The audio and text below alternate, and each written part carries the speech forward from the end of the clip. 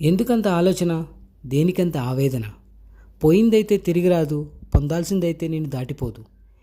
ఎగిరేవన్నీ ఆకాశాన్ని చేరవు. ఎవరో అన్నారని నువ్వు చేతగానివాడివి కావు. జరిగేది జరగనివ్వు. జీవితాన్ని ఒక ప్రవాహంలో వెళ్ళనివ్వు. రావాల్సిన సమయంలో సరైన మలుపు ఖచ్చితంగా వస్తుంది. గెలుస్తాం అన్నది నేను పలికిన శబ్దం కాదు, నేను రాయబోతున్న శాసనం. అనుకుంటూ ఆలోచన చేయకు. చేరుకోలేవనుకుంటే ఆలోచన చేయకు.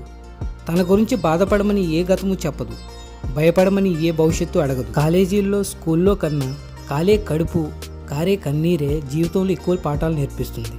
నిరాశ నీ వల్ల కాదు, వదిలే అంటుంది. ఆశ సాధిస్తావు, ఇంకో అడుగు వేయి అంటుంది. నేను గెలుస్తా అంటే ఎవరూ నమ్మలేదు, పోరాడుతుంటే ఎవరూ తోడు నిలవలేదు. అందుకే నాకు ఎవరూ అవసరం లేదు, గెలిచినా ఓడినా. పరిస్థితులు ఇంకొంత దారుణమైనా ఒక్కడినే పోరాడగలను, ఒంటరిగా అనుకున్నది సాధించగలను.